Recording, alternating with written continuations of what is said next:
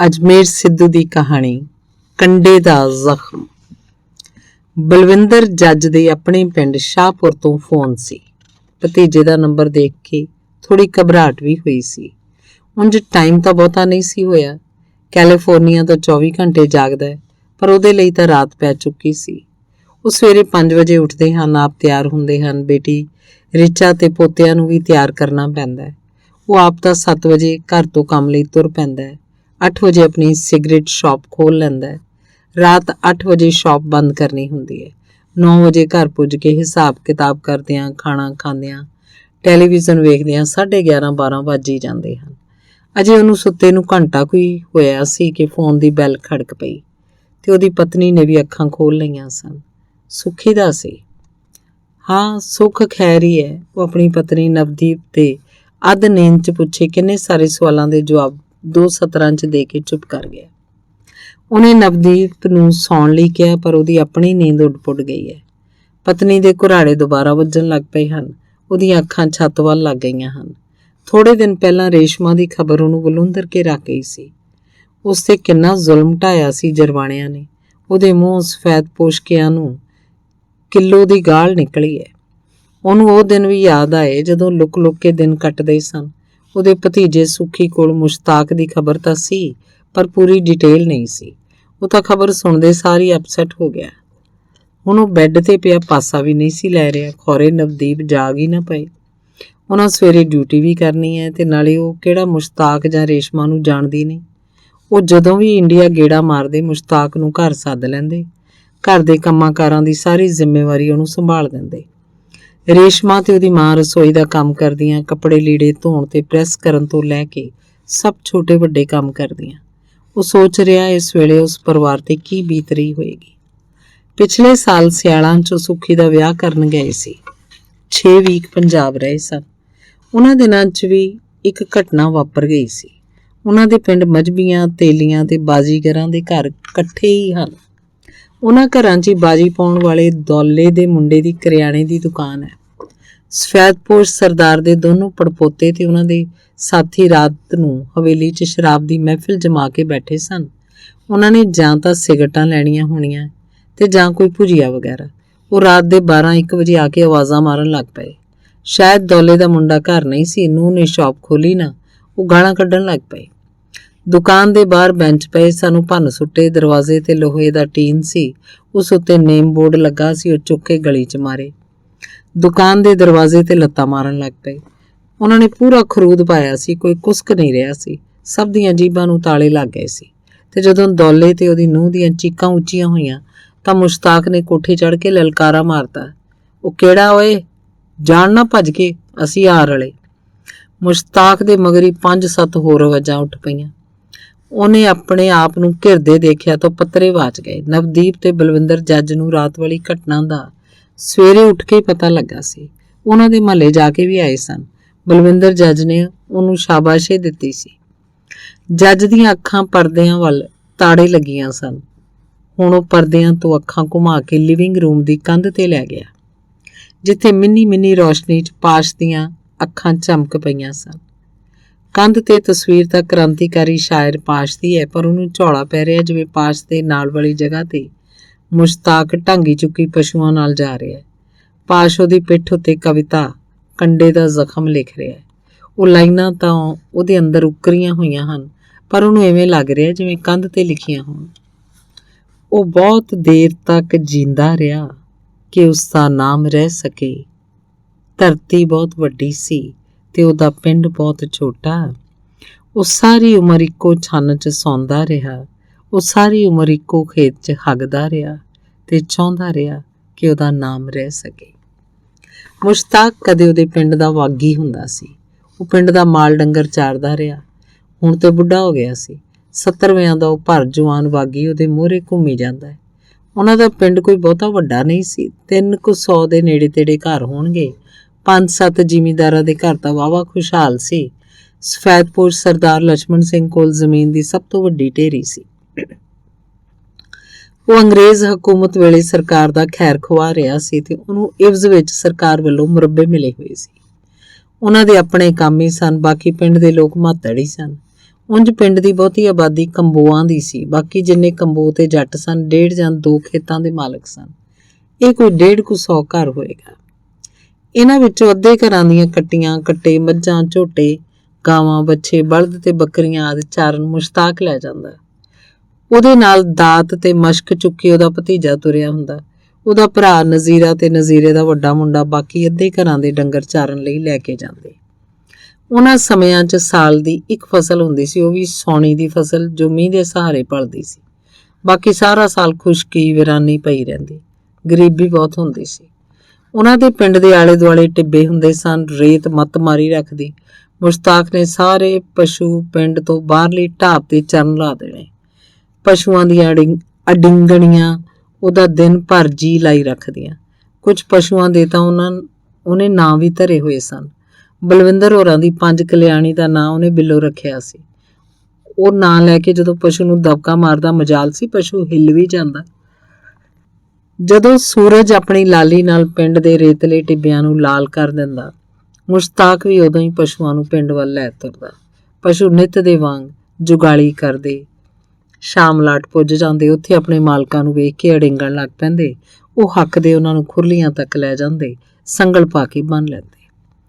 ਦਬੰਗ ਅੱਖਾਂ ਵਾਲੇ ਸ਼ਾਇਰ ਨਾਲ ਮੁੜ ਬਲਵਿੰਦਰ ਨੇ ਅੱਖਾਂ ਮਿਲਾਈਆਂ ਸਨ। ਮੁਸ਼ਤਾਕ ਤੇ ਉਹਦਾ ਭਤੀਜਾ ਲੋਕਾਂ ਦੇ ਘਰਾਂ 'ਚ ਰੋਟੀ ਲੈਣ ਤੁਰੇ ਹੋਏ ਹਨ। ਬਲਵਿੰਦਰ ਨੂੰ ਲੱਗਾ ਜਿਵੇਂ ਪਾਸ਼ ਫੋਟੋ ਵਿੱਚੋਂ ਨਿਕਲ ਕੇ ਆਪਣੀ ਸਤਰਾਂ ਦੀਆਂ ਕਵਿਤਾਵਾਂ ਗੁਣਗੁਣਾਉਣ ਲੱਗ ਪਿਆ। ਉਸ ਉਮਰ ਭਰ ਬਸ 3 ਹੀ ਆਵਾਜ਼ਾਂ ਸੁਣੀਆਂ। ਇੱਕ ਕੁੱਕੜ ਦੀ ਬਾਂਗ ਸੀ, ਇੱਕ ਡੰਗਰਾਂ ਦੇ ਘਰਕਣ ਦੀ ਆਵਾਜ਼ ਤੇ ਇੱਕ ਆਪਣੇ ਹੀ ਬੁੱਟਾਂ ਵਿੱਚ ਰੋਟੀ ਪੁਚਾਕਣ ਦੀ। ਟਿੱਬਿਆਂ ਦੇ ਰੇਸ਼ਮੀ ਚਾਨਣ ਵਿੱਚ ਸੂਰਜ ਦੇ ਅਸਤਨ ਦੀ ਆਵਾਜ਼ ਉਹਨੇ ਕਦੀ ਨਹੀਂ ਸੁਣੀ। ਬਹਾਰ ਵਿੱਚ ਫੁੱਲਾਂ ਦੇ ਝਟਕਣ ਦੀ ਆਵਾਜ਼ ਉਹਨੇ ਕਦੀ ਨਹੀਂ ਸੁਣੀ। ਤਾਰਿਆਂ ਨੇ ਕਦੀ ਵੀ ਉਹਦੇ ਲਈ ਕੋਈ ਗੀਤ ਨਹੀਂ ਗਾਇਆ। ਮੁਸ਼ਤਾਕ ਦੀ ਖਬਰ ਤੇ ਉਸ ਬਾਰੇ ਕਵਿਤਾ ਯਾਦ ਕਰਕੇ ਸ਼ਾਇਰ ਬਲਵਿੰਦਰ ਜੱਜ ਦੇ ਅੰਦਰੋਂ ਕੁਝ ਟੁੱਟਿਆ ਹੈ। ਉਹਦੀਆਂ ਅੱਖਾਂ ਸਿੱਲੀਆਂ ਹੋ ਗਈਆਂ ਹਨ। ਮੁਸ਼ਤਾਕ ਦੇ ਪੁਰਖਿਆਂ ਦਾ ਪਿੰਡ ਵਿੱਚ ਕਦੇ ਤੇਲ ਕੱਢਣ ਦਾ ਕੋਹਲੂ ਹੁੰਦਾ ਸੀ। ਇਲਾਕੇ 'ਚ ਉਹਦੀ ਮਸ਼ਹੂਰੀ ਬੜੀ ਸੀ। ਇਸ ਕੋਹਲੂ ਦੀ ਚੜ੍ਹਤ ਨਾ ਬਲਵਿੰਦਰ ਨੇ ਦੇਖੀ, ਨਾ ਮੁਸ਼ਤਾਕ ਹੋਰੀ। ਬਲਵਿੰਦਰ ਦਾ ਬਾਪ ਦੱਸਦਾ ਹੁੰਦਾ ਸੀ, ਜਿੱਥੇ ਹੁਣ ਸਰਕਾਰੀ ਸਕੂਲ ਦੀ ਇਮਾਰਤ ਹੈ, ਇਹਦੇ ਲਾਗੇ ਦਿਨ ਰਾਤ ਕੋਹਲੂ ਚੱਲਦਾ ਹੁੰਦਾ ਸੀ। ਤੇ ਜਦੋਂ ਦੇਸ਼ ਦਾ ਬਟਵਾਰਾ ਹੋਇਆ, ਇਹ ਪਰਿਵਾਰ ਵੀ ਲੁੱਟਿਆ ਪੁੱਟਿਆ ਗਿਆ। ਉਂਝ ਮੁੜ ਕੇ ਕੋਹਲੂ ਚਾਲੂ ਤਾਂ ਕਰ ਲਿਆ ਸੀ, ਪਰ ਉਹਨਾਂ ਦੇ ਪੈਰ ਨਾ ਲੱਗੇ। ਮਾੜੀ ਮੋਟੀ ਰੋਟੀ ਖਾਣ ਜੋਗੇ ਹੋ ਗਏ ਸੀ। ਫਿਰ ਸ਼ਹਿਰਾਂ 'ਚ ਵੱਡੇ ਵੱਡੇ ਕੋਹਲੂ ਲੱਗ ਗਏ। ਮਾਰਕੀਟ 'ਚ ਤਰ੍ਹਾਂ ਤਰ੍ਹਾਂ ਦੇ ਤੇਲ ਤੇ ਬਨੌਟੀ ਘਿਓ ਆਉਣ ਲੱਗੇ।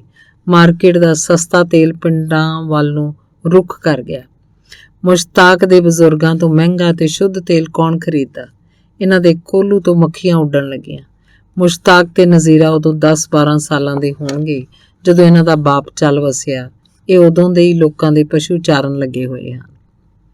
ਬਲਵਿੰਦਰ ਨੇ ਅੱਖਾਂ ਪੂੰਝੀਆਂ ਹਨ। ਉਹਨੂੰ ਹੁਣ ਵੀ ਉਹ ਵੱਗ ਲਈ ਤੁਰਿਆ ਜਾਂਦਾ ਦਿਖਦਾ ਹੈ। ਲੰਮੀ ਢਾਂਗੀ ਮੋਢੇ ਤੇ ਝੂਲਦੀ ਪਈ ਹੈ। ਉਹਦੇ ਪਿੱਛੇ ਧੂੜ ਉੱਡ ਰਹੀ ਹੈ। ਉਹਦੇ ਕਾਲੇ ਰੰਗ ਤੇ ਪਈ ਮਿੱਟੀ ਵੀ ਉਹਨੂੰ ਬੇਪਛਾਣ ਨਾ ਕਰਦੀ। ਉਹਨੂੰ ਉਹਦਾ ਹਦਵਾਣੇ ਵਰਗਾ ਸਿਰ ਅਜੇ ਵੀ ਦੂਰੋਂ ਚਮਕਾ ਮਾਰਦਾ ਦਿਸ ਰਿਹਾ ਹੈ। ਜਿੱਦਣ ਉਹ ਸਿਰ ਤੇ ਪਰਨਾ ਬੰਨ੍ਹ ਲੈਂਦਾ, ਪਰਨੇ ਦੇ ਲੜ ਢਿੱਲੇ ਹੁੰਦੇ, ਉਸ ਵਿੱਚੋਂ ਵਾਲਾਂ ਦੀਆਂ ਜਟੂਰੀਆਂ ਬਾਹਰ ਨੂੰ ਝਾਕ ਰਹੀਆਂ ਹੁੰਦੀਆਂ। ਉਹਨੂੰ ਉਹਦੀ ਅਣਵਾਹੀ ਦਾੜੀ ਦੀ ਝਲਕ ਅਜੇ ਵੀ ਸਾਫ਼ ਦਿਖ ਰਹੀ ਹੈ। ਪਾਸ਼ ਪਿੰਡ ਆਉਂਦਾ, ਉਹਦੇ ਨਾਲ ਗੱਲੀਂ ਜੁੱਟ ਜਾਂਦਾ।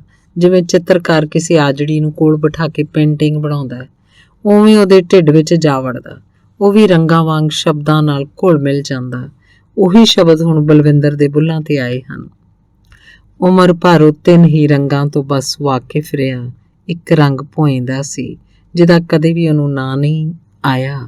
ਇੱਕ ਰੰਗ ਅਸਮਾਨ ਦਾ ਸੀ, ਜਿਹਦੇ ਬਹੁਤ ਸਾਰੇ ਨਾਂ ਸਨ, ਪਰ ਕੋਈ ਵੀ ਉਹਦੀ ਜੀਭ ਤੇ ਚੜ੍ਹਦਾ ਨਹੀਂ ਸੀ। ਇੱਕ ਰੰਗ ਉਹਦੀ ਤੀਵੀਂ ਦੀਆਂ ਗੱਲਾਂ ਦਾ ਸੀ, ਜਿਸ ਦਾ ਕਦੇ ਵੀ ਸੰਗਦਿਆਂ ਉਸ ਨਾਂ ਨਹੀਂ ਲਿਆ। ਬਲਵਿੰਦਰ ਨੂੰ ਮੁਸ਼ਤਾਕ ਰੋਟੀਆਂ ਖਾ ਰਿਹਾ ਦਿਖ ਰਿਹਾ। ਉਹ ਮੇਥਿਆਂ ਵਾਲੀਆਂ ਮੱਕੀ ਦੀਆਂ 15-20 ਰੋਟੀਆਂ ਖਾ ਕੇ ਹੀ ਲੱਸੀ ਪੀਂਦਾ ਸੀ ਤੇ ਫਿਰ ਉਹ ਡਕਾਰ ਮਾਰਦਾ ਤੇ ਤੁਰ ਪੈਂਦਾ।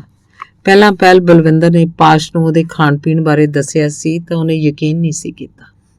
ਉਹ ਜਿਨ੍ਹਾਂ 70-75 ਘਰਾਂ ਦਾ ਮਾਲ ਚਾਰਦੇ ਸੀ, ਉਹਨਾਂ ਘਰਾਂ 'ਚ ਹੀ ਖਾਂਦੇ ਪੀਂਦੇ ਸੀ। ਹਰ ਘਰ ਨੇ ਉਹਨੂੰ ਇੱਕ ਦਿਨ ਰੋਟੀ, ਚਾਹ ਪਾਣੀ ਤੇ ਬੀੜੀਆਂ ਦਾ ਬੰਡਲ ਦੇਣੇ ਹੁੰਦੇ ਸੀ। 70-75 ਦਿਨਾਂ ਬਾਅਦ ਅਗਲੇ ਘਰ ਦੀ ਵਾਰੀ ਆਉਂਦੀ ਸੀ। ਜਿਸ ਦਿਨ ਜਿਸ ਘਰ ਦੀ ਵਾਰੀ ਹੁੰਦੀ ਉਸ ਘਰ ਦੀਆਂ ਬੁੜੀਆਂ ਕੁੜੀਆਂ ਸਵੇਰ ਤੋਂ ਹੀ ਮੰਨੇ ਥੱਪਣ ਲੱਗ ਪੈਂਦੀਆਂ।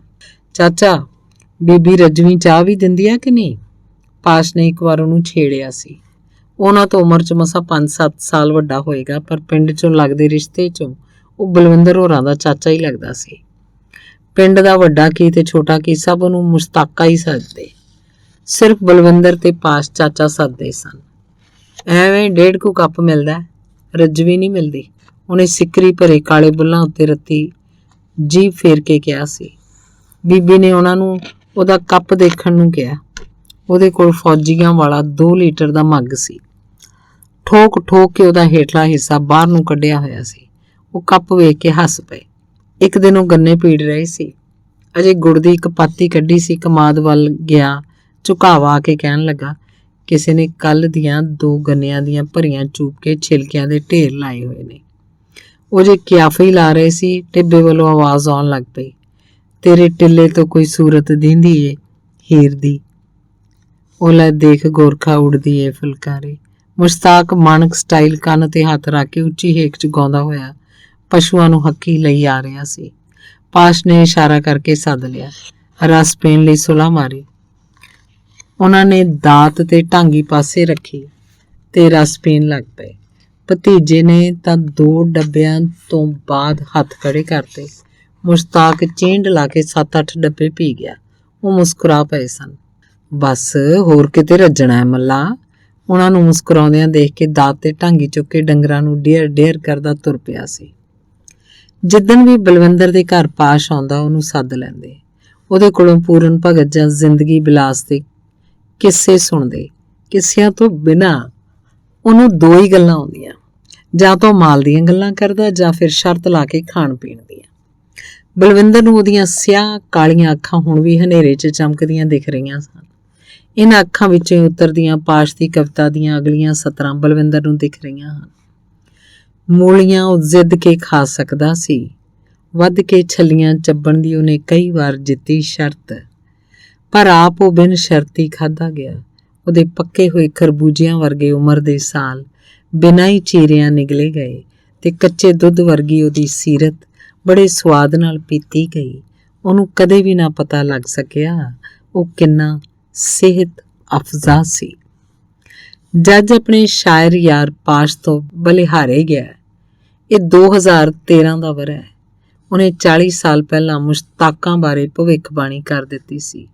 ਉਹ ਸੋਚ ਰਿਹਾ ਹੈ ਕਿ ਉਹਨੂੰ ਇਸ ਹੋਣੀ ਦਾ ਇਲਮ ਸੀ। ਜਿਵੇਂ ਪਾਸ਼ ਨੇ ਲਿਖਿਆ ਉਵੇਂ ਮੁਸ਼ਤਾਕ ਨਾਲ ਹੋਇਆ। ਸ਼ਾਇਰ ਬਲਵਿੰਦਰ ਜੱਜ ਚੁੱਪ ਕਰ ਗਿਆ। ਪ੍ਰੋਫੈਸਰ ਬਲਵਿੰਦਰ ਜੱਜ ਦੇ ਅੰਦਰਲਾ ਆਲੋਚਕ ਜਾਗ ਪਿਆ। ਉਹ ਕੰਡੇ ਦਾ ਜ਼ਖਮ ਕਵਿਤਾ ਦਾ ਤਬਸਰਾ ਕਰਨ ਲੱਗ ਪਿਆ। ਮੈਂ ਇੰਨੀ ਜੈਨੂਇਨ ਪੋਇਟਰੀ ਜੀਵਨ 'ਚ ਕਦੇ ਨਹੀਂ ਪੜ੍ਹੀ, ਜਿਸ ਵਿੱਚ ਜੀਵਨ ਦੀਆਂ ਆਮ ਘਟਨਾਵਾਂ ਹਨ। ਹਰ ਪਪੂਲਰ ਕਵਿਤਾ ਕਿਸੇ ਵਾਦ ਨਾਲ ਜੁੜ ਕੇ ਹੀ ਮਸ਼ਹੂਰੀ ਖੱਟਦੀ ਹੈ, ਜਿਵੇਂ ਧਰਮ, ਜਾਤ, ਰੋਮਾਂਸ, ਸਮਾਜਵਾਦ, ਸਾਮਰਾਜਵਾਦ, ਜੰਗ ਜਾਂ ਕਿਸੇ ਹੋਰ ਵਾਦ ਕਾਰਨ ਚਰਚਿਤ ਹੁੰਦੀਆਂ ਹਨ। ਇਹ ਪਹਿਲੀ ਕਵਿਤਾ ਜਿਹੜੀ ਜੀਵਨ ਦੇ ਆਮ ਸਧਾਰਨ ਮੁੱਲਾਂ ਨੂੰ ਬਿਨਾਂ ਕਿਸੇ ਵਾਦ ਤੋਂ ਇਤਿਹਾਸਿਕ ਅਰਥ ਦਿੰਦੀ ਹੈ। ਗੋਲਡਨ ਰੇਸ਼ੋ ਕੀ ਹੁੰਦੀ ਹੈ? ਉਹਨੇ ਆਪਣੇ ਆਪ ਨੂੰ ਸਵਾਲ ਕੀਤਾ। ਉਹ ਇਸ ਸਵਾਲ ਦੇ ਜਵਾਬ 'ਚ ਉਲਝ ਗਿਆ। ਉਹਨੂੰ ਯਾਦ ਆਇਆ, ਵਿਦਵਾਨਾਂ ਨੇ ਗੋਲਡਨ ਰੇਸ਼ੋ ਲੱਭੀ ਹੈ, ਜਿਵੇਂ 2 ਕੰਨਾਂ ਵਿਚਕਾਰ ਨੱਕ, 2 ਮੋਢਿਆਂ ਵਿਚਾਲੇ ਧੁਨੀ, 2 ਸਤੰਭਾਂ ਵਿਚਾਲੇ ਜਨਨ ਸ਼ਕਤੀ ਤੇ 2 ਅੰਗੂਠਿਆਂ ਵਿਚਾਲੇ ਕਿਸੇ ਪੋਰਸ਼ਨ 'ਚ ਤੁਹਾਡੀਆਂ ਉਂਗਲਾਂ ਹਨ, ਕੰਨ ਹਨ, ਬਿਊਟੀ ਕੰਟੈਂਟ ਵਾਲੇ ਨੋਟ ਕਰਦੇ ਹਨ। ਇਹ ਵੀ ਇਹੋ ਜਿਹੀ ਕਵਿਤਾ ਹੈ। ਇਸ ਕਵਿਤਾ 'ਚ ਜੀਵਨ ਦੇ ਬੇਸਿਕ ਭਾਵ ਕਵੀ ਨੇ ਪੇਸ਼ ਕੀਤੇ ਹਨ। ਕਵੀ ਕਿਸੇ ਆਮ ਬੰਦੇ ਦੇ ਬੇਸਿਕ ਮੂਡ ਨੂੰ ਕਿਵੇਂ ਪੇਸ਼ ਕਰ ਰਿਹਾ ਹੈ ਨਾ ਕਮਾਲ ਦੀ ਗੱਲ। ਇਸ ਕਵਿਤਾ ਦਾ ਨਾਇਕ ਮੇਰੇ ਪਿੰਡ ਵਾਲਾ ਮੁਸ਼ਤਾਕ ਕਿੱਥੇ ਹੈ? ਉਹ ਤੇ ਮੈਨੂੰ ਸਾਹਮਣੇ ਕੰਧ ਤੇ ਖੜਾ ਪਾਸ਼ ਦੀ ਕਵਿਤਾ ਨਾਲ ਦਿਖ ਰਿਹਾ ਹੈ। ਬਲਵਿੰਦਰ ਜੱਜ ਦੇ ਪਿੰਡ ਸ਼ਾਇਰਾਂ ਦੀ ਮਹਿਫਿਲ ਜੁੜ ਜਾਂਦੀ। ਮੁਸ਼ਤਾਕ ਉਹਨਾਂ ਦੀ ਸ਼ਾਇਰੀ ਸੁਣਨ ਬੈਠ ਜਾਂਦਾ। ਸ਼ਾਇਰ ਕਵਿਤਾਵਾਂ ਵਿੱਚ ਇਨਕਲਾਬ ਲਿਆ ਦਿੰਦੇ। ਮੁਸ਼ਤਾਕ ਵਰਗੇ ਗਰੀਬਾਂ ਨੂੰ ਰਾਜ ਭਾਗ ਸੰਭਾਲ ਦਿੰਦੇ। ਉਹ ਖੁਸ਼ੀ 'ਚ ਫੁੱਲਿਆ ਨਾ ਸਮਾਉਂਦਾ। ਉਹ ਦੌਰ ਸ਼ਹਾਦਤਾਂ ਤੇ ਕੁਰਬਾਨੀਆਂ ਦਾ ਸੀ। ਦੇਸ਼ 'ਚ ਇਨਕਲਾਬ ਕਰਨ ਦਾ ਟੀਚਾ ਮਿਥ ਲਿਆ ਗਿਆ ਸੀ। ਕ੍ਰਾਂਤੀਕਾਰੀ ਆਗੂ ਜੰਗਜੂਆਂ ਦੀ ਭਾਲ ਵਿੱਚ ਪਿੰਡ-ਪਿੰਡ ਹੋਕਾ ਦਿੰਦੇ ਫਿਰਦੇ ਸਨ। ਉਹ ਸ਼ਾਹਪੁਰ ਵੀ 2-4 ਵੇਰ ਫੇਰਾ ਮਾਰ ਗਏ ਸਨ। ਮੀਟਿੰਗ 'ਚ 5-7 ਬੰਦੇ ਹਾਜ਼ਰ ਹੁੰਦੇ। ਇਨਕਲਾਬ ਪਸੰਦ ਆਪਣਾ ਭਾਸ਼ਣ ਸ਼ੁਰੂ ਕਰਦੇ। ਅਸੀਂ ਅਜੋਕਾ ਗਲਿਆ ਸੜਿਆ ਰਾਜ ਪ੍ਰਬੰਧ ਬਦਲਣਾ ਚਾਹੁੰਦੇ ਹਾਂ। ਅਸੀਂ ਅਮਰੀਕਾ ਕੀ ਹਰ ਤਰ੍ਹਾਂ ਦੇ ਸਾਮਰਾਜ ਦੇ ਵਿਰੁੱਧ ਹਾਂ। ਗੋਬਿੰਦ ਭਗਤ ਸਰਾਬੇ ਤੇ ਉਦਮ ਦੀ ਸੋਚ ਵਾਲਾ ਰਾਜ ਪ੍ਰਬੰਧ ਕਾਇਮ ਕਰਨਾ ਚਾਹੁੰਦੇ ਹਾਂ, ਜਿੱਥੇ ਮਜ਼ਦੂਰ ਦੀ, ਕਿਰਤੀ ਦੀ ਤੇ ਕਮਾਊ ਲੋਕਾਂ ਦੀ ਸਰਦਾਰੀ ਹੋਏਗੀ। ਮੁਲਕ 'ਚ ਫੈਲੀਆਂ ਜਾਤ-ਪਾਤ ਵਰਗੀਆਂ ਤੇ ਹੋਰ ਅਨੇਕਾਂ ਅਲਾਮਤਾਂ ਨੂੰ ਜੜੋਂ ਪੁੱਟ ਕੇ ਵਗਾ ਮਾਰਿਆ ਜਾਏਗਾ। ਅਜਿਹਾ ਪ੍ਰੋਗਰਾਮ ਸਿਰਫ ਸਾਡੀ ਇਨਕਲਾਬੀ ਪਾਰਟੀ ਕੋਲ ਹੀ ਹੈ। ਬੰਦੇ ਭਾਸ਼ਣ ਸੁਣਦੇ ਤੇ ਤੁਰ ਜਾਂਦੇ। ਉਹ ਬੰਦੇ ਕਾਇਮ ਕਰਨ 'ਚ ਸਫਲ ਨਹੀਂ ਹੋਏ ਸਨ। ਪਾਸ਼ ਹੱਕਾ ਬੱਕਾ ਰਹਿ ਜਾਂਦਾ। ਉਹ ਬਲਵਿੰਦਰ ਨੂੰ ਮਿਹਣਾ ਮਾਰਦਾ। ਬਲਵਿੰਦਰ ਕੀ ਕਰ ਸਕਦਾ ਸੀ? ਸਿਰ ਦੇਣ ਦੇ ਦੌਰ ਵਿੱਚ ਕੋਈ ਖੜਦਾ। ਇੱਕ ਵਾਰ ਉਹ ਮੀਟਿੰਗ ਪਿੱਛੋਂ ਮੁਸ਼ਤਾਕ ਨੂੰ ਸਮਝਾਉਣ ਲੱਗੇ, ਇਹ ਲੋਕ ਗਰੀਬ ਗੁਰਬੇ ਨੂੰ ਰਾਜ ਭਾਗ ਦੇ ਭਾਗੀਦਾਰ ਬਣਾਉਣਾ ਚਾਹੁੰਦੇ ਆ। ਜੇ ਜਸ ਖੱਟ ਹੁੰਦਾ, ਖੱਟ ਲੈ ਮੁਸ਼ਤਾਕ ਚਾਚਾ ਸਿਆਂ। ਮੈਨੂੰ ਕੀ ਮਿਲੇਗਾ? ਮੈਂ ਤਾਂ ਤੁਹਾਡੇ ਰਾਜ ਵਿੱਚ ਵੀ ਤੁਹਾਡੇ ਵਾਂਗ ਹੀ ਚਾਰਾਂਗਾ। ਮੁਸ਼ਤਾਕ ਨੇ ਉਹਨਾਂ ਦੇ ਮੂੰਹ ਤੇ ਹੀ ਕਹਿ ਦਿੱਤਾ ਸੀ। ਚਾਚਾ ਸਿਆਂ, ਰਾਜ ਤਾਂ ਆਪਣਾ ਗਰੀਬਾਂ ਦਾ ਹੋਣਾ ਹੈ। ਨੌਕਰੀਆਂ, ਜ਼ਮੀਨ ਜਾਇਦਾਦ ਵਿੱਚ ਸਭ ਬਰੋਬਰ ਦੇ ਹਿੱਸੇਦਾਰ ਹੋਣਗੇ। ਸਭ ਨੂੰ ਘਰ ਮਿਲੇਗਾ, ਰੁਜ਼ਗਾਰ ਮਿਲੇਗਾ। ਤੈਨੂੰ ਇੱਕ ਹੋਰ ਗੱਲ ਦੱਸਾਂ, ਸਫੈਦ ਪੋਸ਼ ਕੇ ਆਂਦੇ ਇਹਨਾਂ ਯੋਧਿਆਂ ਕਰਕੇ ਗਰੀਬਾਂ ਵੱਲ ਅੱਖ ਚੁੱਕ ਕੇ ਵੀ ਨਹੀਂ ਦੇਖਦੇ, ਸਗੋਂ ਲੁੱਕ ਕੇ ਦਿਨ ਕੱਟਦੇ ਨੇ। ਨਹੀਂ ਤਾਂ ਹੁਣ ਨੂੰ ਆਪਾਂ ਨੂੰ ਕੱਚਿਆਂ ਨੂੰ ਚੱਬ ਜਾਂਦੇ। ਬਲਵਿੰਦਰ ਨੇ ਉਸ ਸਮੇਂ ਦਾ ਸੱਚ ਬਿਆਨ ਕੀਤਾ ਸੀ। ਅੱਛਾ, ਫੇਰ ਠੀਕ ਆ। ਮੈਨੂੰ ਤੁਹਾਡੇ ਲੀਡਰਾਂ ਦੀਆਂ ਬਹੁਤੀਆਂ ਗੱਲਾਂ ਦੀ ਸਮਝ ਨਹੀਂ ਲੱਗਦੀ। ਜਿੱਦਣ ਕੋਈ ਕੰਮ ਕਰਾਉਣਾ ਹੋਇਆ ਦੱਸ ਦਿਓ। ਉਹ ਢਾਂਗੀ ਤੇ ਦਾਤ ਚੁੱਕ ਕੇ ਹਨੇਰੇ 'ਚ ਲੋਪ ਹੋ ਗਿਆ ਸੀ। ਉਹ ਸ਼ਾਹਪੁਰ ਤੋਂ ਕੋਈ ਬੰਦਾ ਨਾ ਤੋਰ ਸਕੇ। ਫਿਰ ਦੇਸ਼ 'ਚ ਐਮਰਜੈਂਸੀ ਲੱਗ ਗਈ। ਇਹ 5-6 ਸਾਲ ਉਥਲ-ਪੁਥਲ ਵਾਲੇ ਸਨ। ਪਾਸ਼, ਬਲਵਿੰਦਰ ਜੱਜ ਤੇ ਹੋਰ ਕਈ ਸ਼ਾਇਰ ਇਸ ਲਪੇਟ 'ਚ ਆਏ ਸਨ। ਤਸ਼ੱਦਦ ਸਿਆ ਸੀ, ਜੇਲ੍ਹ ਵੀ ਜਾਣਾ ਪਿਆ ਸੀ। ਐਮਰਜੈਂਸੀ ਟੁੱਟਣ ਤੋਂ ਬਾਅਦ ਉਹਨਾਂ ਦੀ ਰਿਹਾਈ ਹੋਈ ਸੀ। ਜੇਲ੍ਹ ਤੋਂ ਆ ਕੇ ਬਲਵਿੰਦਰ ਆਪਣੀ ਉਚੇਚੀ ਪੜ੍ਹਾਈ 'ਚ ਜੁਟ ਗਿਆ ਸੀ। ਉਹਦਾ ਇਨਕਲਾਬ ਦਾ ਸੁਪਨਾ ਬਿਖਰ ਗਿਆ ਸੀ। ਮੁੰਡਿਓ, ਮੇਰੇ ਰਾਜ ਭਾਗ ਦਾ, ਮੇਰੇ ਘਰ ਦਾ ਕੀ ਬਣਿਆ? ਮੂੰਹ 'ਚੋਂ ਧੂੰਆਂ ਕੱਢਦਿਆਂ ਮੁਸ਼ਤਾਕ ਬੀੜੀ ਬੁਝਾ ਕੇ ਬੋਲਿਆ ਸੀ। ਚਾਚਾ, ਮੈਨੂੰ ਨੌਕਰੀ ਮਿਲ ਜਾਣੀ ਹੈ। ਤੇਰੀ ਪੈਸੇ ਧੇਲੇ ਦੀ ਮਦਦ ਕਰਾਂਗਾ। ਸ਼ਰਮਿੰਦਾ ਹੋਏ ਬਲਵਿੰਦਰ ਨੇ ਪਤਾ ਨਹੀਂ ਉਹਨੂੰ ਹੌਸਲਾ ਦਿੱਤਾ ਸੀ ਜਾਂ ਆਪਣੇ ਆਪ ਨੂੰ। ਐਮਰਜੈਂਸੀ ਟੁੱਟਣ ਤੋਂ 3 ਸਾਲ ਬਾਅਦ ਬਲਵਿੰਦਰ ਜੱਜ ਨੂੰ ਇੱਕ ਪ੍ਰਾਈਵੇਟ ਕਾਲਜ 'ਚ ਲੈਕਚਰਾਰ ਦੀ ਕੱਚੀ ਨੌਕਰੀ ਮਿਲ ਗਈ ਸੀ। ਉਹਨੂੰ ਪਹਿਲੀ ਤਨਖਾਹ ਮਿਲੀ ਤਾਂ ਪਾਸ਼ ਆਤਮ ਗਿਆ ਸੀ। ਉਹਦੇ ਨਾਲ ਸ਼ਾਇਰ ਅਮਿਤੋਜ ਵੀ ਸੀ। ਪਾਸ਼ ਕਹਿੰਦਾ, ਚਲੋ ਜਸ਼ਨ ਮਨਾਈਏ। ਉਹ ਤਿੰਨੋਂ ਪਿੰਡ ਤੋਂ ਨਕੋਦਰ ਆ ਗਏ। ਉੱਥੇ ਸਰਹੰਦ ਪੁੱਜ ਗਏ। ਉੱਥੋਂ ਇੱਕ ਡ੍ਰੀਮ ਹੋਟਲ ਸੀ। ਉਹ ਅਮੀਰਜ਼ਾਦਿਆਂ ਲਈ ਬਣਿਆ ਸੀ। ਉਹਨਾਂ ਸ਼ਾਇਰਾਂ ਨੇ ਕਦੇ ਉੱਥੇ ਬਹਿ ਕੇ ਦਾਰੂ ਪੀਣ ਦਾ ਸੁਪਨਾ ਲਿਆ ਸੀ ਤੇ ਸ਼ਾਇਰ ਉਹ ਸੁਪਨਾ ਹੀ ਪੂਰਾ ਕਰ ਰਹੇ ਸਨ। ਉੱਥੇ ਹੋਟਲ 'ਚ ਬੈਠੇ ਬੀਅਰ 'ਚ ਗੁਲਾਬ ਜਾਮਣਾ ਡੋਬ ਕੇ ਖਾਣ ਦਾ ਆਨੰਦ ਮਾਣ ਰਹੇ ਸਨ। ਤਨਖਾਹ ਤਾਂ ਸਿਰਫ 800 ਰੁਪਏ ਮਿਲੇ ਸੀ ਤੇ ਕੁਝ ਘੰਟਿਆਂ 'ਚ ਹੀ ਅੱਧੀ ਤਨਖਾਹ ਹੋਟਲ ਹਜ਼ਮ ਕਰ ਗਿਆ ਸੀ। ਸ਼ਹਿਜ਼ਾਦਿਆਂ ਦੇ ਹੋਟਲ 'ਚ ਗੱਲਾਂ ਕਵਿਤਾ ਦੀਆਂ, ਇਨਕਲਾਬੀ ਲਹਿਰ ਨੂੰ ਲੱਗੀ ਸੱਟ ਬੈਕ ਦੀਆਂ ਹੁੰਦੀਆਂ ਮੁਸ਼ਤਾਕਾਂ ਦੀਆਂ ਹੋਣ ਲੱਗ ਪਈਆਂ ਸਨ। ਬਲਵਿੰਦਰ ਨੂੰ ਮੁਸ਼ਤਾਕ ਦਾ ਮੋਟੇ ਨਕਸ਼ਾਂ ਵਾਲਾ ਪੱਥਿਆ ਚਿਹਰਾ ਗੰਭੀਰ ਦਿਖਿਆ ਸੀ। ਉਹਨੇ ਉਸੇ ਵੇਲੇ ਉਹਦੇ ਲਈ 100 ਦਾ ਨੋਟ ਵੱਖਰਾ ਕਰ ਲਿਆ ਸੀ। ਉਹ ਸ਼ਾਮ ਨੂੰ ਘਰ ਪੁੱਜੇ ਸਨ। ਉਸ ਦਿਨ ਮੁਸ਼ਤਾਕ ਲਈ ਰੋਟੀ ਦੀ ਵਾਰੀ ਵੀ ਉਹਨਾਂ ਦੇ ਘਰ ਹੀ ਸੀ। ਪਾਸ਼ ਨੇ ਬਲਵਿੰਦਰ ਕੋਲੋਂ 100 ਦਾ ਨੋਟ ਫੜਿਆ ਸੀ ਤੇ ਮੁਸ਼ਤਾਕ ਦੀ ਮੁੱਠੀ 'ਚ ਥਮਾ ਦਿੱਤਾ ਸੀ। ਉਹਨੇ 100 ਦੇ ਨੋਟ ਨੂੰ ਖੋਲ੍ਹ ਲਿਆ, ਧਿਆਨ ਨਾਲ ਦੇਖਣ ਲੱਗ ਪਿਆ। ਪਹਿਲਾਂ ਇੱਕ ਪਾਸਾ ਦੇਖਿਆ, ਫਿਰ ਦੂਜਾ। ਨਹੀਂ, ਨੋਟ ਨੂੰ ਪਲਟਾ ਕੇ ਵੇਖਦਿਆਂ ਉਹਦੀ ਮਸ਼ਕਰੀ ਹੱਸ ਰਹੇ ਕਰੇੜੇ ਦੰਦਾਂ 'ਚੋਂ ਬਾਹਰ ਆ ਰਹੀ ਸੀ। ਉਹ ਚੁੱਪ ਸਨ। ਅਮਿਤੋਜ ਕਹਿਣ ਲੱਗਾ, ਇਸ ਬੰਦੇ ਨੇ ਜ਼ਿੰਦਗੀ 'ਚ ਪਹਿਲੀ ਵਾਰ 100 ਦਾ ਨੋਟ ਦੇਖਿਆ ਹੋਏਗਾ। ਮੁਸ਼ਤਾਕ ਨੇ ਨੋਟ ਤੋਂ ਧਿਆਨ ਹਟਾਇਆ। ਕਦੇ ਪਾਸ਼ ਵੱਲ, ਕਦੇ ਬਲਵਿੰਦਰ ਵੱਲ ਟਿਕ-ਟਿਕੀ ਲਾ ਕੇ ਦੇਖਣ ਲੱਗ ਪਿਆ ਕਰੇ। ਉਹ ਬੋਲੇ ਨਾ। ਫਿਰ ਉਹਨੇ ਨੋਟ ਮੱਥੇ ਨੂੰ ਲਾਇਆ, ਪਰਨੇ ਦੇ ਲੜ ਬੰਨ੍ਹ ਲਿਆ ਤੇ ਬਾਹਰ ਨਿਕਲ ਗਿਆ। ਮਹੀਨੇ ਕੁ ਬਾਅਦ ਉਹ ਬਲਵਿੰਦਰ ਨੂੰ ਕਾਲਜ ਤੋਂ ਆਉਂਦੇ ਨੂੰ ਮਿਲ ਪਿਆ। ਉਹਨੇ ਧੌੜੀ ਦੀ ਜੁੱਤੀ ਪਾਈ ਸੀ। ਬਲਵਿੰਦਰ ਨੇ ਨੋਟ ਨੂੰ ਖਰਚਣ ਬਾਰੇ ਪੁੱਛਿਆ। ਉਹਨੇ ਜੁੱਤੀ 'ਚੋਂ ਪਹਿਲਾਂ ਪੈਰ ਕੱਢਿਆ, ਫਿਰ ਇੱਕ ਲੀਰ। ਉਸ ਲੀਰ 'ਚ 100 ਦਾ ਨੋਟ ਸੀ। ਬੁੱਲੇ ਲੁੱਟ ਪਿਆਰੇ, ਬਲਵਿੰਦਰ ਨੇ ਉਹਨੂੰ ਇੰਨਾ ਹੀ ਕਿਹਾ ਸੀ। ਉਹ ਅਗਲੀ ਵਾਰ 5-4 ਮਹੀਨੇ ਬਾਅਦ ਖੂਹ ਤੇ ਮਿਲਿਆ ਸੀ। ਖਰਬੂਜਿਆਂ ਦੇ ਢੇਰ 'ਚੋਂ ਕਿੰਨੇ ਸਾਰੇ ਖਰਬੂਜੇ ਪਾਸ਼ ਨਾਲ ਸ਼ਰਤ ਲਾ ਕੇ ਖਾ ਗਿਆ। ਸ਼ਰਤ ਤਾਂ ਉਹਨੇ 10 ਰੁਪਏ ਦੀ ਜਿੱਤੀ ਸੀ। ਪਾਸ਼ ਨੇ 10 ਦਾ ਨੋਟ ਦੇਣ ਵੇਲੇ 100 ਦੇ ਨੋਟ ਬਾਰੇ ਪੁੱਛ ਲਿਆ। ਉਹਨੇ ਉਸੇ ਵੇਲੇ ਆਪਣੇ ਪਜਾਮੇ ਦਾ ਨਾਲਾ ਖੋਲ੍ਹਿਆ, ਨੇਫੇ 'ਚ ਲੁਕਾਇਆ ਮੋਮਜਾਮੇ ਵਿਚਲਾ ਨੋਟ ਕੱਢ ਕੇ ਪਾਸ਼ ਦੇ ਹੱਥ ਤੇ ਰੱਖਤਾ। ਉਹ ਨੋਟ ਚੋਰੀ ਹੋਣ ਦੇ ਡਰੋਂ ਘਰ ਨਹੀਂ ਸੀ ਰੱਖਦਾ। ਪਾਸ਼ ਹੱਸ ਕੇ ਬੋਲਿਆ, ਮੁਸ਼ਤਾਕ ਚਾਚਾ, ਇਸ ਨੋਟ ਦਾ ਕੀ ਕਰੇਗਾ? ਆਪਣੀ ਭਤੀਜੀ ਸੀਬੋ ਦੇ ਵਿਆਹ ਤੇ ਦਾਜ ਬਣਾ ਕੇ ਦਊਂਗਾ।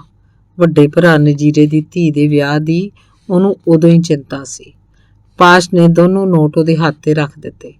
ਉਹਨੇ ਇੱਕ ਹੱਥ ਵਿੱਚ ਨੋਟ ਫੜੇ ਸੀ, ਦੂਜੇ ਹੱਥ ਦੀਆਂ ਉਂਗਲਾਂ ਨਾਲ ਧਰਤੀ ਤੇ ਲਕੀਰਾਂ ਵਾਹ ਰਿਹਾ ਸੀ। ਉਹ ਕੀ ਲਿਖ ਰਿਹਾ ਸੀ ਜਾਂ ਵਾਹ ਰਿਹਾ ਸੀ, ਸ਼ਾਇਦ ਉਹਨੂੰ ਵੀ ਪਤਾ ਨਹੀਂ ਸੀ। ਮੈਂ ਆਪਣਾ ਵਿਆਹ ਨਾ ਕਰਵਾ ਲਵਾਂ, ਨਾਲੇ ਨਜੀਰੇ ਦੀ ਵਹੁਟੀ ਨੂੰ ਅਕਲ ਆ ਜੂ। ਹਰ ਵੇਲੇ ਅਵਾ ਤਵਾ ਬੋਲਦੀ ਰਹਿੰਦੀ ਹੈ। ਅਖੀਰ ਮੇਰੇ ਕੋਲ 100 ਦਾ ਨੋਟ ਹੈ। ਪਾਸ਼ ਦਾ ਹੌਕਾ ਨਿਕਲ ਗਿਆ ਸੀ। ਮੁਸ਼ਤਾਕ ਨੋਟ ਮੋਮ ਜਾਮੇ 'ਚ ਲਪੇਟਦਾ ਉੱਠ ਕੇ ਤੁਰ ਪਿਆ ਸੀ। ਪਾਸ਼ ਦੀਆਂ ਅੱਖਾਂ 'ਚੋਂ ਤਿਪ ਤਿਪ ਕਰਕੇ ਅੱਥਰੂ ਡਿੱਗਣ ਲੱਗ ਪਏ। ਉਹ ਗਰੀਬੀ ਬਾਰੇ ਸੋਚਦਾ ਹਾਲੋਂ ਬੇਹਾਲ ਹੋ ਗਿਆ। ਫਿਰ ਉਹਨੇ ਆਪ ਹੀ ਇਹਨਾਂ ਸੋਚਾਂ 'ਚੋਂ ਨਿਕਲਣ ਦਾ ਫੈਸਲਾ ਕਰ ਲਿਆ। ਬਲਵਿੰਦਰ ਸਿਆਂ, ਆਪਾਂ ਐਵੇਂ ਫਰੈਂਡਲਿਕ ਐਂਗਲ ਦੀ ਕਿਤਾਬ ਟੱਬਰ, ਨਿੱਜੀ ਜਾਇਦਾਦ ਤੇ ਸਿਆਸਤ ਪੜ੍ਹਦੇ ਰਹੇ। ਬੰਦੇ ਦਾ ਸੁੱਖ, ਚੈਨ, ਆਪਣਾਪਨ, ਜੀਵਨ, ਰਿਸ਼ਤਿਆਂ ਬਾਰੇ ਸਮਝ ਕਿਵੇਂ ਬਦਲਦੀ ਹੈ। ਪੈਸਾ, ਨਿੱਜੀ ਜਾਇਦਾਦ ਬੰਦੇ ਦੀ ਮਾਨਸਿਕਤਾ ਨੂੰ ਕਿਵੇਂ ਬਦਲ ਦਿੰਦਾ ਹੈ। ਯਾਰ, ਇਹ ਤਾਂ ਮੁਸ਼ਤਾਕ ਸਿਖਾ ਗਿਆ। ਉਹਨੇ ਖਰਬੂਜੇ ਤੋੜਦੇ ਬਲਵਿੰਦਰ ਨੂੰ ਕੋਲ ਬੁਲਾ ਕੇ ਦੱਸਿਆ ਸੀ। ਬਲਵਿੰਦਰ ਉਸ ਦਿਨ ਲਿਖਾਰੀ ਸਭਾ ਜਗਤਪੁਰ ਦੇ ਸਾਲਾਨਾ ਕਵੀ ਦਰਬਾਰ ਤੇ ਗਿਆ ਸੀ ਤੇ ਉਸ ਦਿਨ ਚਾਹ ਰੋਟੀ ਦੀ ਵਾਰੀ ਰੰਗੜਾਂ ਦੇ ਘਰ ਦੀ ਸੀ। ਮੁਸ਼ਤਾਕ ਨੇ ਉਹਨਾਂ ਦੇ ਘਰੋਂ ਚਾਹ ਪਾਣੀ ਪੀ ਲਿਆ ਸੀ ਤੇ ਰੋਟੀ ਛਕ ਲਈ ਸੀ।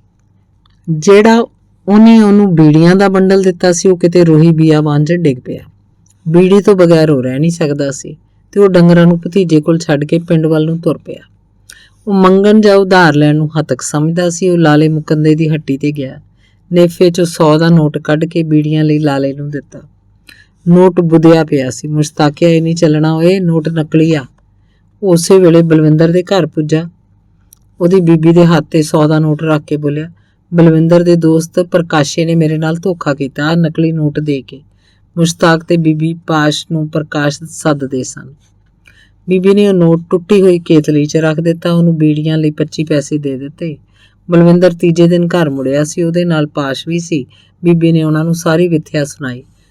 ਉਹਨਾਂ ਦੇ ਕੰਨ ਖਿੱਚਦੀ ਬੋਲੀ, ਇਹਨੂੰ ਵਿਚਾਰੇ ਸਾਈਂ ਲੋਕ ਨੂੰ ਕਾਹਨੂੰ ਤੰਗ ਕਰਦੇ ਹੋ ਨਕਲੀ ਨੋਟ ਦੇ ਕੇ। ਉਹ ਅਗਲੇ ਦਿਨ ਡਾਕਖਾਨੇ ਗਏ। ਉਹ ਨੋਟ ਬਦਲਾ ਕੇ ਲਿਆਂਦਾ ਸੀ ਤੇ ਬੀਬੀ ਸਾਹਮਣੇ ਉਹਨੂੰ ਉਹ ਤੇ ਇੱਕ ਹੋਰ 100 ਦਾ ਨੋਟ ਦਿੱਤਾ ਸੀ। ਇਹ ਨੋਟ ਲਾਲੇ ਮੁਕੰਦੇ ਨੂੰ ਦੇ ਦਿਓ। ਜਦੋਂ ਮੈਂ ਆਪਣੀ ਭਤੀਜੀ ਦਾ ਵਿਆਹ ਕਰਾਂ, ਉਹ ਸੌਦਾ ਦੇ ਦੇਵੇ। ਉਹ ਲਾਲੇ ਦੀ ਹੱਟੀ ਵੱਲ ਨੂੰ ਤੁਰ ਪਿਆ ਸੀ। ਭਾਈ ਬਲਵਿੰਦਰ ਸਿਆਂ, ਇਹ ਹੈ ਰਿਸ਼ਤਾ ਨਾਤਾ ਪ੍ਰਬੰਧ। ਇੱਥੋਂ ਉਸਰਦੀ ਹੈ ਸਾਕਾਦਾਰੀ। ਪਾਸ਼ ਫੇਰ ਫਰੈਂਡਲਿਕ ਐਂਗਲਸ ਤੇ ਸਮਾਨ ਅੰਤਰ ਆਪਣੀ ਫਿਲਾਸਫੀ ਘੋਟਣ ਲੱਗ ਪਿਆ ਸੀ। ਬਲਵਿੰਦਰ ਜੱਜ ਨੂੰ ਪਾਸ਼ ਦੀ ਕਵਿਤਾ ਦੀਆਂ ਸਤਰਾਂ ਯਾਦ ਆਈਆਂ ਹਨ ਅਤੇ ਇਹ ਲਾਲਸਾ ਕਿ ਉਹਦਾ ਨਾਮ ਰਹਿ ਸਕੇ। ਡੂਮਣੇ ਦੀ ਮੱਖੀ ਵਾਂਗ ਉਹਦੇ ਪਿੱਛੇ ਰਹੀ ਲੱਗੀ। ਉਹ ਆਪੇ ਆਪਣਾ ਬੁੱਤ ਬਣ ਗਿਆ, ਪਰ ਉਹਦਾ ਬੁੱਤ ਕਦੇ ਵੀ ਜਸ਼ਨ ਨਾ ਬਣਿਆ।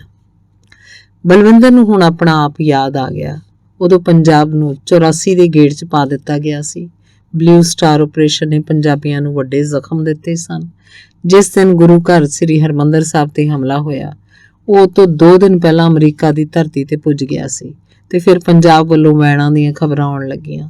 ਉਹ ਸ਼ਾਇਰ ਬਲਵਿੰਦਰ ਜੱਜ ਬਣ ਵੈਣਾਂ ਦੀ ਭਾਸ਼ਾ ਨੂੰ ਕਵਿਤਾ ਦਾ ਰੂਪ ਦਿੰਦਾ। ਉਹਨਾਂ ਦਿਨਾਂ 'ਚ ਹੀ ਪਾਸ਼ ਦਾ ਵੀ ਕਤਲ ਕਰ ਦਿੱਤਾ ਗਿਆ ਸੀ। ਬਲਵਿੰਦਰ ਨੂੰ ਯਾਦ ਆਇਆ, ਉਹਨਾਂ ਦਿਨਾਂ 'ਚ ਪਾਸ਼ ਦੇ ਪਿੰਡ ਤਲਵੰਡੀ ਸਲੇਮ ਗਿਆ ਸੀ ਆਪਣੇ ਮਹਿਬੂਬ ਉਸਤਾਦ ਸ਼ਾਇਰ ਨੂੰ ਸ਼ਰਧਾਂਜਲੀ ਭੇਂਟ ਕਰ। ਸ਼ਾਹਪੁਰ ਵਿੱਚ ਵੀ ਕੀਰਨੇ ਪੈ ਰਹੇ ਸਨ।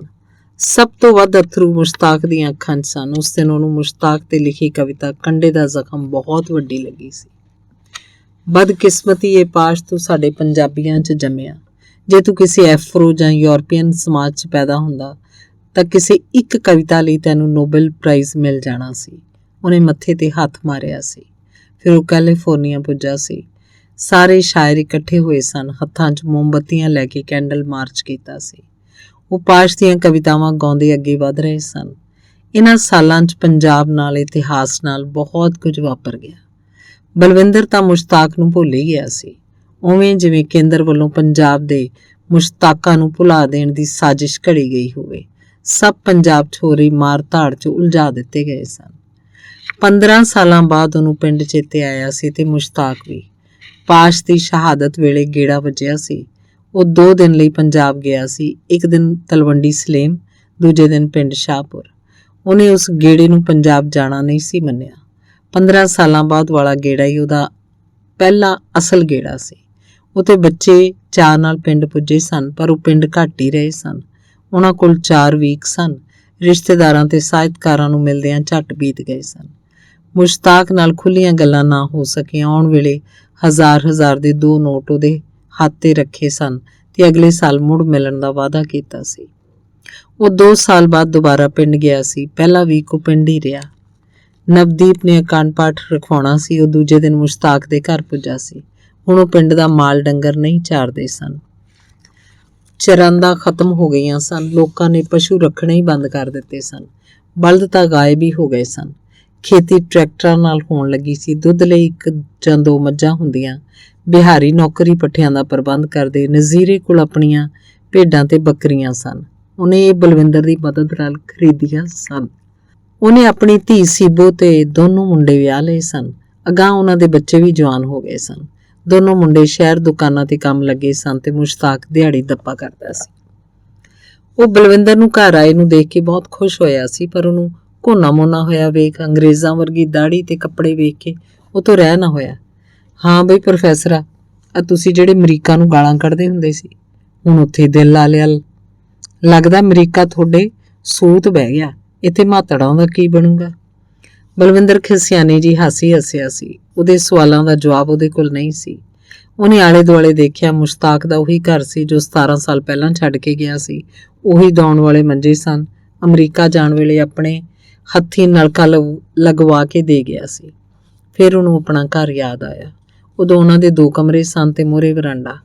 ਉੱਪਰ ਇੱਕ ਕਮਰੇ ਦਾ ਚੁਬਾਰਾ ਸੀ। ਹੁਣ 2 ਕਨਾਲਾਂ 'ਚ ਅਮਰੀਕਾ ਵਾਲੇ ਨਕਸ਼ੇ ਤਹਿਤ ਕੋਠੀ ਬਣਾਈ ਹੈ। ਨਲਕੇ ਦੀ ਜਗ੍ਹਾ ਸਬਮਰਸੀਬਲ ਮੋਟਰ ਨੇ ਲੈ ਲਈ ਹੈ ਤੇ ਸਾਈਕਲਾਂ ਦੀ ਜਗ੍ਹਾ ਲਗਜ਼ਰੀ ਗੱਡੀਆਂ ਆ ਗਈਆਂ। ਘਰ 'ਚ ਪਏ ਵੱਡੀਆਂ ਸਕਰੀਨਾਂ ਵਾਲੇ ਟੈਲੀਵਿਜ਼ਨ, ਕੈਮਰੇ, ਮੋਬਾਈਲ ਤੇ ਲੈਪਟਾਪ ਨਜ਼ਰ ਆ ਰਹੇ ਹਨ। ਨਜ਼ੀਰੇ ਦੀ ਪੋਤੀ ਰੇਸ਼ਮਾ ਪਿੱਤਲ ਵਾਲੇ ਗਲਾਸਾਂ 'ਚ ਚਾਹ ਲੈ ਕੇ ਆਈ ਸੀ। ਭਾਂਡਿਆਂ ਦੇ ਖੜਾਕ ਨੇ ਉਹਦਾ ਧਿਆਨ ਤੋੜਿਆ ਸੀ। ਉਹਦੇ ਚਾਹ ਦਾ ਗਲਾਸ ਚੁੱਕਿਆ ਸੀ।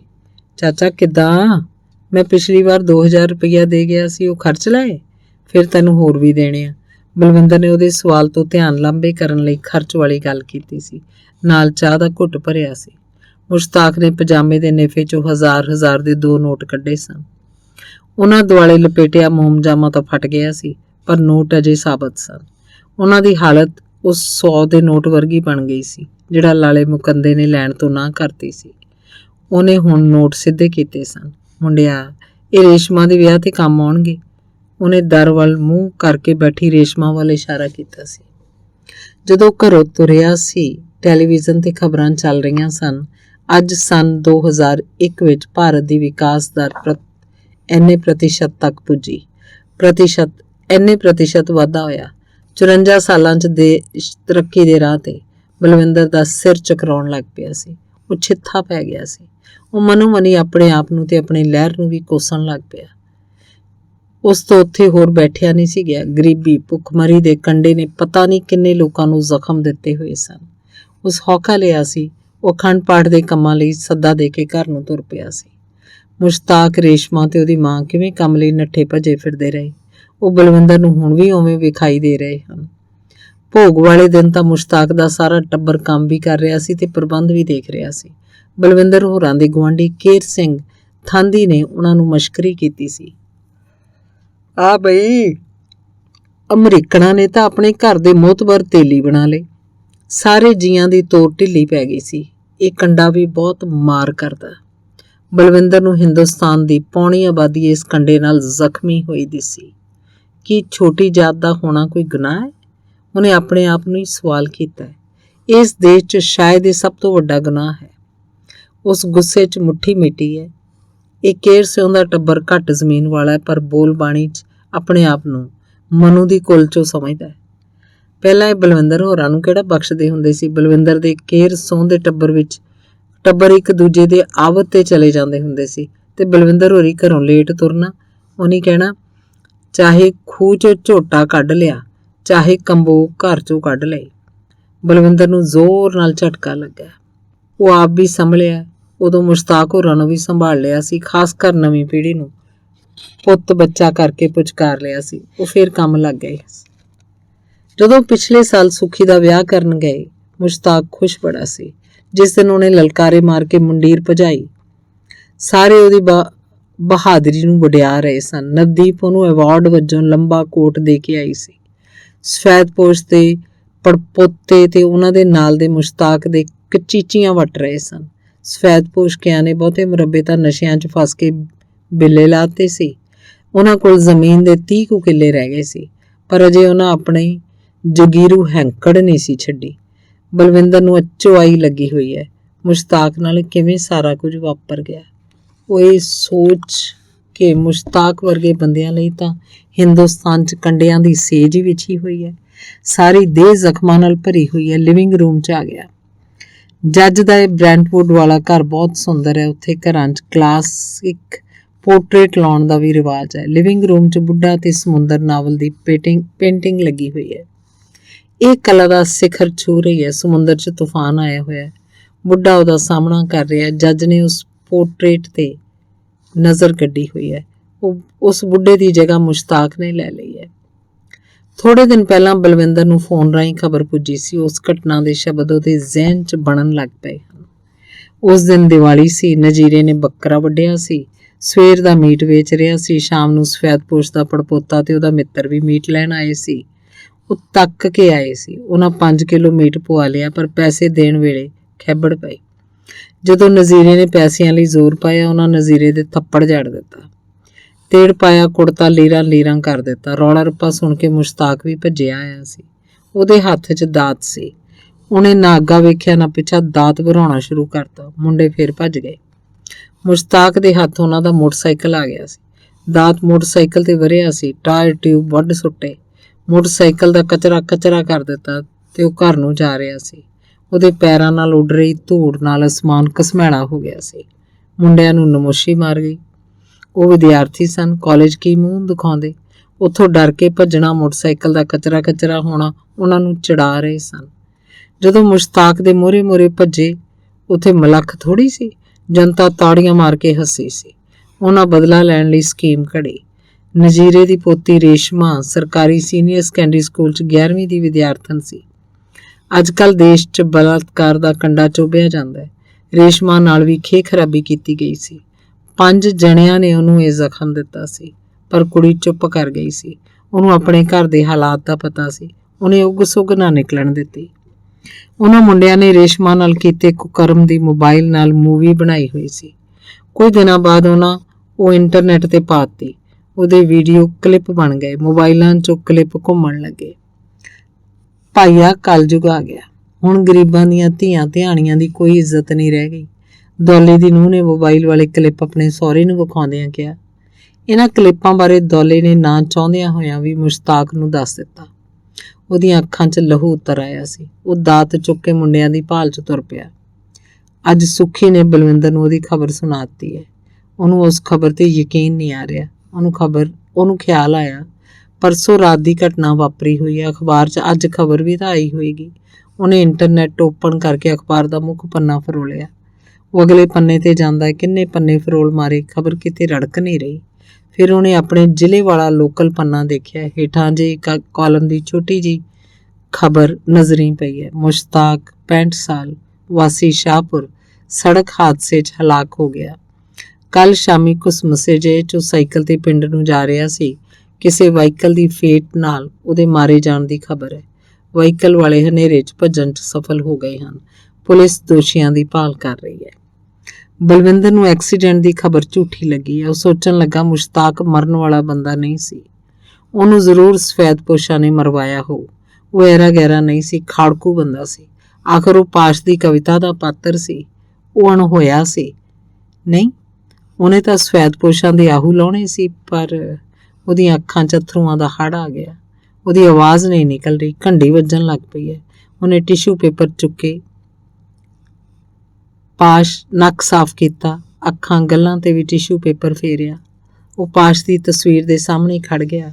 ਉਹਨੂੰ ਲੱਗ ਰਿਹਾ ਜਿਵੇਂ ਪਾਸ਼ ਦੀਆਂ ਅੱਖਾਂ 'ਚੋਂ ਵੀ ਹੰਝੂ ਡਿੱਗ ਰਹੇ ਹੋਣ, ਪਰ ਇਹ ਤਾਂ ਉਹਦੇ ਆਪਣੇ ਹੀ ਅਥਰੂ ਹਨ। ਜਿਉਂ ਹੀ ਉਹਦੇ ਇਹ ਹੰਝੂ ਕਾਰਪੇਟ ਤੇ ਡਿੱਗਦੇ ਹਨ, ਅੱਖਰਾਂ ਦਾ ਰੂਪ ਲਈ ਜਾ ਰਹੇ ਹਨ। ਕਵਿਤਾ ਬਣੀ ਜਾ ਰਹੀ ਹੈ। ਉਹਦੇ ਘਰ ਤੋਂ ਖੂਹ ਤੱਕ ਰਾਹ ਅਜੇ ਵੀ ਜਿਉਂਦਾ ਹੈ, ਪਰ ਅਣਗਿਣਤ ਪੈੜਾਂ ਦੇ ਹੇਠਾਂ ਦੱਬੀ ਗਈ ਉਹਦੀ ਪੈੜ ਵਿੱਚ ਹਾਲੇ ਵੀ ਇੱਕ ਕੰਡੇ ਦਾ ਜ਼ਖਮ ਹੱਸਦਾ ਹੈ। ਧੰਨਵਾਦ।